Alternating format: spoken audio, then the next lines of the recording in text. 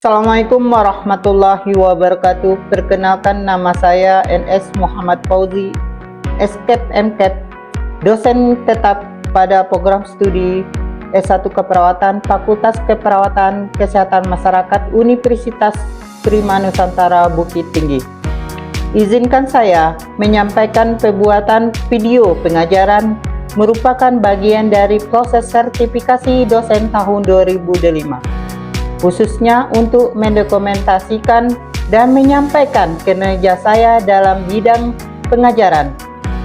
Saya dipercayai mengampu mata kuliah keperawatan kesehatan jiwa dan psikososial pada kurikulum AFNI 2021 yang kami gunakan saat ini, yang dahulunya pada kurikulum AFNI 2015 yang bernama mata kuliah keperawatan jiwa yang dilaksanakan pada mahasiswa keperawatan tingkat 2 semester 3 dengan beban studi sebanyak 3 SKS yang terdiri dari 2 SKS teori dan durasi 100 menit setiap pertemuan dan 1 SKS praktikum dengan durasi 1 menit setiap pertemuan.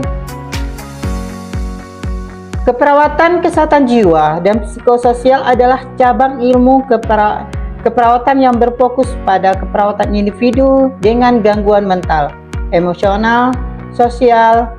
Perawat kesehatan jiwa memiliki peran penting dalam membantu pasien mencapai stabilitas psikologis, meningkatkan kemampuan coping, serta mendukung proses rehabilitasi psikiatrik. Dalam praktik keperawatan ini melibatkan pendekatan holistik yang mencakup aspek biologi, psikologi, sosial, spiritual pasien. Perawat bekerja sama dengan tim kesehatan lain, keluarga, dan komunitas dalam upaya pemulihan. Adapun materi pembelajarannya adalah menganalisis proses terjadinya gangguan jiwa dalam praktik keperawatan jiwa dan konsep model dalam keperawatan jiwa, menganalisis sejarah keperawatan jiwa dan tren serta isu dalam keperawatan jiwa secara global, menganalisis konsep recovery, sportif, empowerment, dan peran perawat jiwa serta interdisiplin approach dalam keperawatan jiwa, menerapkan proses keperawatan jiwa, prinsip legal etis, lintas budaya, dan asuhan keperawatan jiwa. Bullying, aspek klien dengan masalah psikososial yaitu kecemasan, ketidakberdayaan, kehilangan, gangguan citra tubuh, berduka, disfungsional, dan distres. Konsep gangguan kepribadian klaster B dan C. Aspek sehat jiwa, senjang rentang kehidupan, ibu hamil, bayi, toddler, anak, remaja, dewasa, dan lansia. Mata kuliah ini dikontribusikan langsung terhadap pencapaian pembelajaran lulusan program studi S1 Keperawatan, yaitu antara lain CPL 1, menjunjung tinggi nilai kemanusiaan, menjalankan tugas berdasarkan agama, moral, dan etika. CPL 2, memiliki sikap menghormati hak privasi, nilai budaya yang dianut dan martabat klien, menghormati hak klien untuk memilih dan menentukan sendiri asuhan keperawatan dan kesehatan yang diberikan serta bertanggung jawab atas kerahasiaan, keamanan informasi tertulis, verbal, dan elektronik yang diperoleh dalam kapasitas sesuai dengan lingkungan tanggung jawab. CPL 3, menguasai teknik, prinsip, prosedur, pelaksanaan asuhan praktik keperawatan yang dilakukan secara mandiri dan kelompok pada bidang ilmu keperawatan dasar, keperawatan medikal bedah, keperawatan anak, keperawatan maternitas, keperawatan jiwa, keperawatan keluarga, keperawatan gerontik, komunitas, serta bencana. CPL 4 menguasai konsep dan teknik penegakan diagnosis asuhan keperawatan CPL 5 mampu menegakkan diagnosis keperawatan dengan kedalaman, keluasan, terbatas berdasarkan analisis data, informasi hasil kajian dari berbagai sumber, mampu meningkatkan kapasitas pembelajaran secara mandiri. Adapun CPMK satunya yaitu mampu menganalisis terjadinya gangguan jiwa dalam praktik keperawatan jiwa dan konsep model dalam keperawatan jiwa. CPMK 2 yaitu menganalisis sejarah keperawatan jiwa dan tren dan isu dalam keperawatan jiwa secara global, mampu menganalisis recovery, supportive environment, dan peran perawat jiwa serta menginterdisiplin approach dalam keperawatan jiwa, mampu menerapkan proses keperawatan jiwa, prinsip-prinsip lega etis dan lintas budaya dalam asuhan keperawatan jiwa. CPL 5 mampu memberikan stimulasi aspek klien dengan masalah psikososial yaitu kecemasan, lintas budaya, dan asuhan keperawatan lainnya. Mampu memberikan simulasi aspek klien dengan masalah psikososial dan khususnya pada anak dan remaja serta lainnya. Memberikan CPMK 7 memberikan aspek klien pada klien dengan gangguan kepribadian. CPMK 8 memahami aspek kesehatan jiwa sepanjang rentang kehidupan ibu hamil, toddler, bayi, sekolah, usia sekolah, remaja, dan dewasa dan lansia. Mata kuliah ini terdiri dari 14 kali pertemuan dengan 7 pertemuan sebelum UTS, 7 pertemuan sebelum ujian akhir semester. Setelah seluruh pembelajaran teori selesai, kegiatan praktikum dilaksanakan secara langsung di bawah bimbingan saya sebagai dosen pengampu. Pada video ini, saya akan menampilkan salah satu sesi pengajaran yaitu pertemuan ke-6 dengan topik asuhan keperawatan klien dengan masalah psikososial, kecemasan atau ansietas. Metode pembelajaran yang saya gunakan bersifat interaktif. Student Center meliputi ceramah, tanggung jawab, diskusi kelompok, dan role play, dan problem basic planning.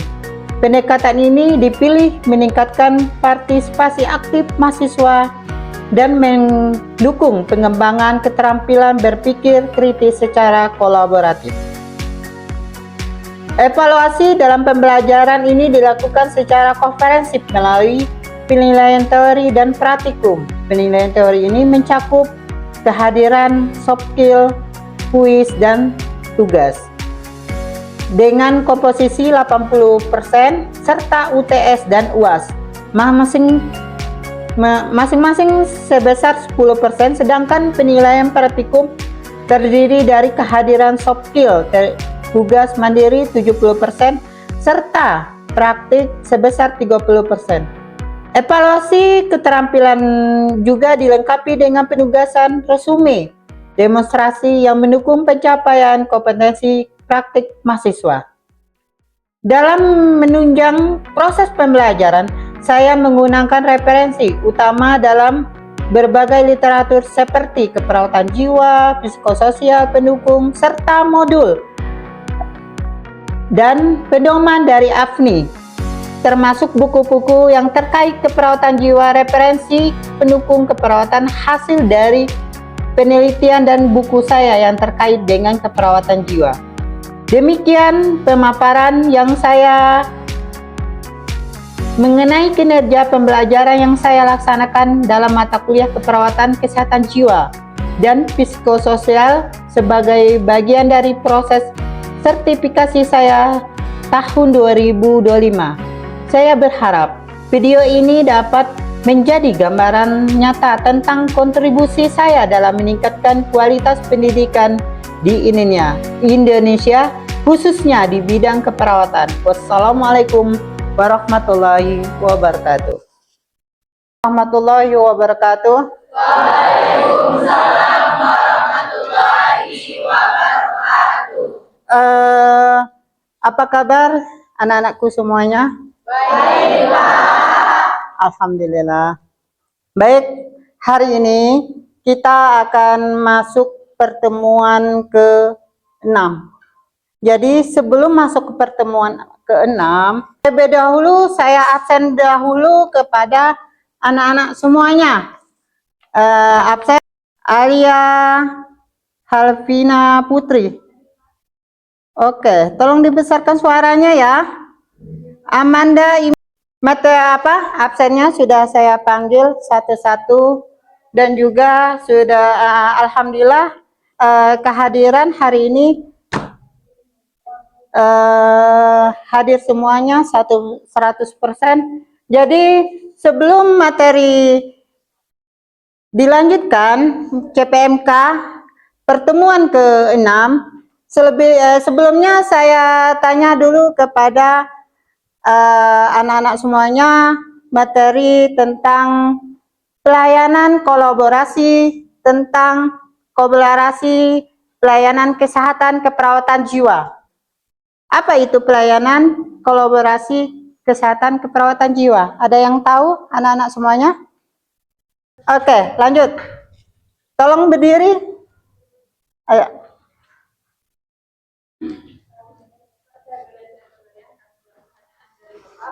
Jadi kalau menurut saya itu bekerjasama dengan profesi-profesi kesehatan lain seperti dokter ataupun profesi tenaga kesehatan lain dalam pemberian perawatan ataupun pelayanan kesehatan kepada pasien ataupun klien yang gangguan jiwa ataupun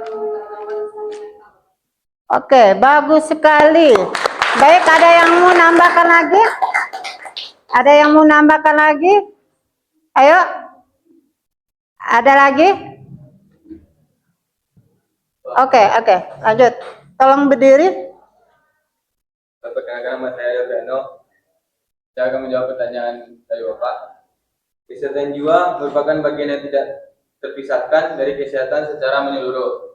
Dalam konteks ini, keperawatan jiwa berperan penting sebagai pelayanan profesional yang berfokus pada pemberian asuhan keperawatan kepada individu yang gangguan jiwa maupun memberikan perawatan fisik. Tapi juga bertanggung jawab dan membina hubungan terapeutik, membangun empati, serta membantu pasien mencapai pemulihan secara holistik, fisik, emosional, sosial, dan spiritual. Oke, bagus sekali. Ada lagi yang menambahkan lagi?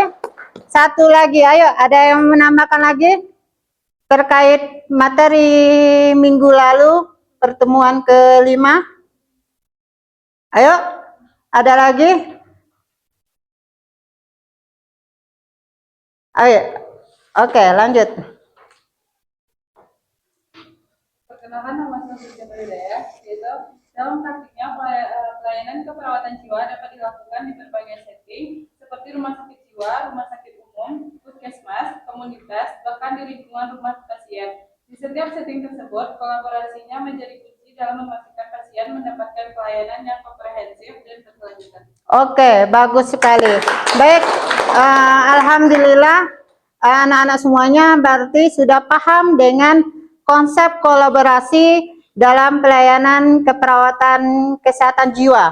Jadi berkaitan dengan materi sekarang, di mana pertemuan ke-6 ini kita membahas tentang asuhan keperawatan jiwa, psikososial yang berkaitan dengan ansietas, kecemasan. Apa contohnya? Gelisah terhadap apa? Ayo, nggak apa-apa. Banyak contohnya. Gelisah? Ketika ujian. Banyak. Ketika ujian, ketika menghadapi bencana, atau dalam bermotor kita jatuh cemas dengan keadaan kita, itu yang dikatakan cemas. Gitu. Baik, sebelum masuk ke materi kita, adapun tujuan kita yaitu mampu melakukan asuhan keperawatan pada gangguan ansietas. Tujuan mempelajarinya yaitu menjelaskan konsep asuhan keperawatan pada gangguan ansietas, melakukan langkah-langkah asuhan keperawatan pada gangguan ansietas. Ini pengertian dari ansietas. Ansietas adalah perasaan was-was, khawatir, tidak nyaman, seakan terjadi sesuatu yang dirasakan sebagai ancaman. Jadi ansietas itu sama dengan mengancam, perasaan kita itu mengancam pada diri sendiri. Contohnya cemas dalam menghadapi ujian. Ujiannya kita mulai cemas, kenapa? Takutnya nilai kita tidak dapat mendapat nilai A. Kita harapannya nilai A, tak tahu dalam kecemasan kita dapat nilai C. Itu yang bikin kita cemas. Apa contoh cemas? Ayo. Suatu masalah yang belum diselesaikan, Pak. Suatu masalah yang belum diselesaikan, apa contohnya apa? Ya, ketika kita berantem, Pak, belum diperdamaikan, Pak. Oh, belum didamaikan. Baik, contohnya baik sekali. Dari sini apa contoh cemas? Ayo, ada yang tahu atau dari depan? Ayo, apa cemas apa? Janji yang tidak ditepati. Oke, dari sini apa contoh cemasnya apa? Apa? Berbicara di depan umum. Oke, berarti banyak kita mengalami kecemasan. Ini tingkat dari ansietas atau cemas. Tingkatnya ada yang pertama ringan, sedang, berat, dan panik. Kalau ringan seperti masalah-masalah sehari-hari. Banyak masalah-masalah yang kita hadapi sehari-hari. Contohnya, uang saku hilang, cemas. Karena apa? Uang saku kita mau jajan atau membeli sembako. Atau terlambat pada saat pergi ke kampus, orang sudah masuk, cemas, takut nggak bisa masuk dengan dosennya. Contohnya dosennya Pak Fauzi yang sedang ngajar sekarang, udah cemas rasanya. Yang kedua yaitu sedang, pusat perhatian lebih selektif penting, dapat dilakukan sesuatu dengan arahan. Kalau yang ringan, persepsi meningkat sedikit. Kalau yang sedang, dapat melakukan sesuatu dengan arahan. Kita cemas tapi bisa diarahkan. Itu yang sedang. Kalau berat, persepsi sangat menyempit. Pikiran kita sudah menyempit. Tidak bisa diarahkan atau difokuskan. Itu udah cemas berat. Apa contohnya? Contohnya yaitu kita saat melewati jembatan.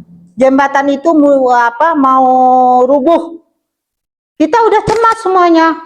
Itu mau kemana? Di sungai ada buaya. Itu udah panik kita. Itu tidak bisa diarahkan. Perlu banyak arahan untuk hal yang lain.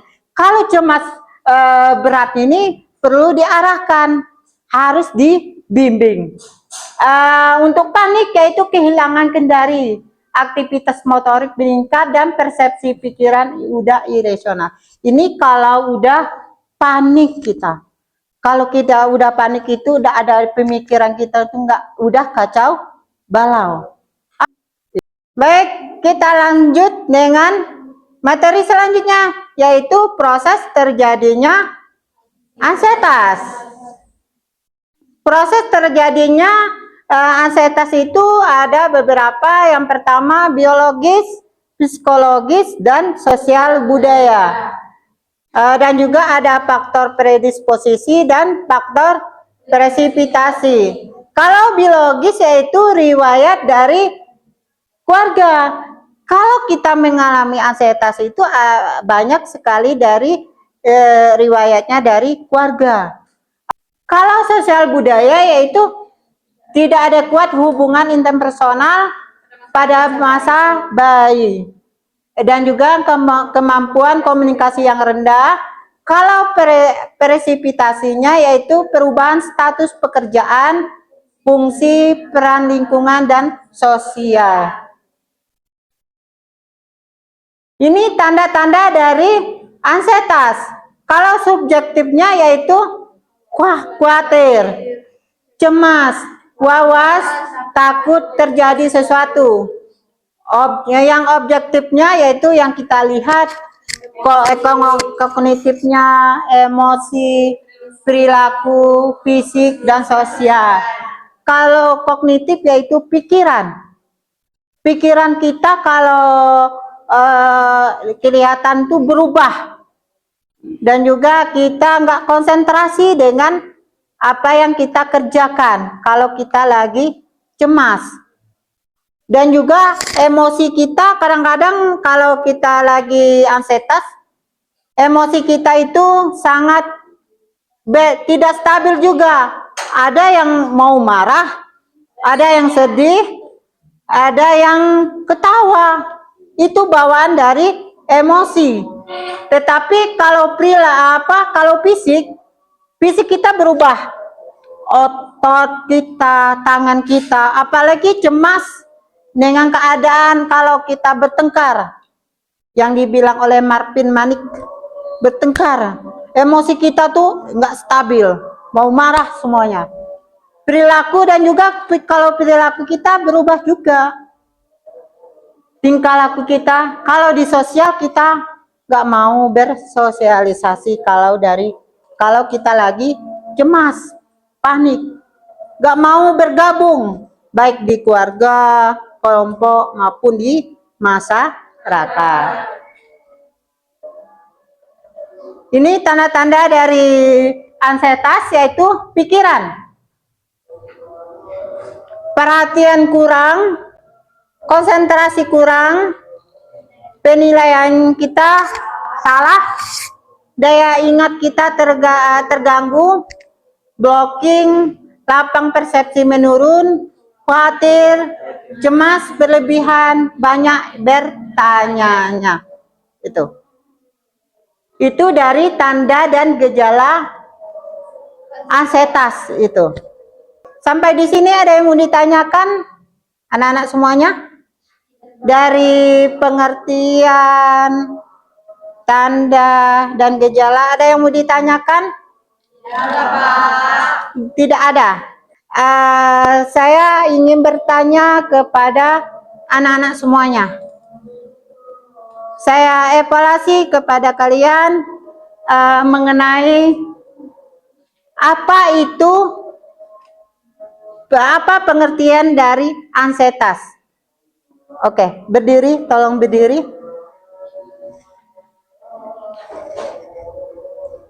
Tolong besarkan suaranya ya.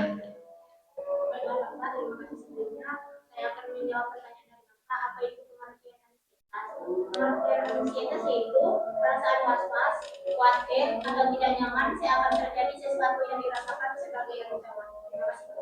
Oke, bagus sekali. Ada lagi yang mau menambahkan apa itu pengertian dari ansietas? Di sini ada yang mau menjawab apa itu ansietas? Ayo berdiri.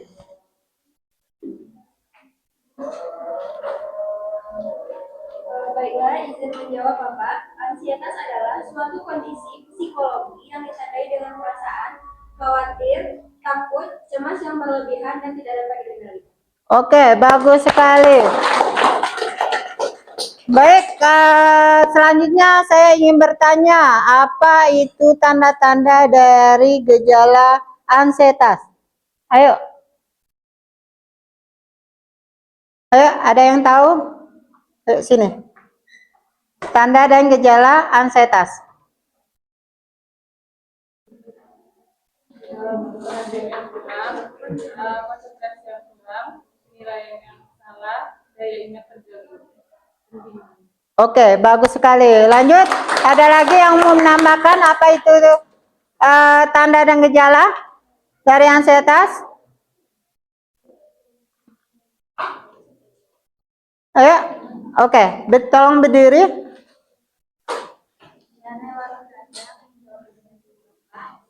Pemasaran berlebihan, nafas jadi tidak normal, detak jantung cepat, dan mudah marah.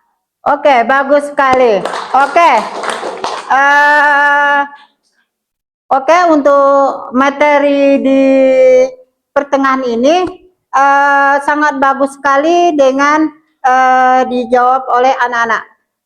Semuanya sudah paham dan sudah mengerti dengan pertanyaan-pertanyaan yang saya materi-materi yang saya berikan.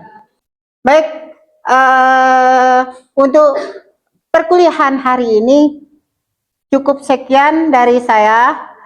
Untuk di mana perkuliahan hari ini kita mengenai pengertian ansietas, paham dan mengerti tentang apa itu ansietas.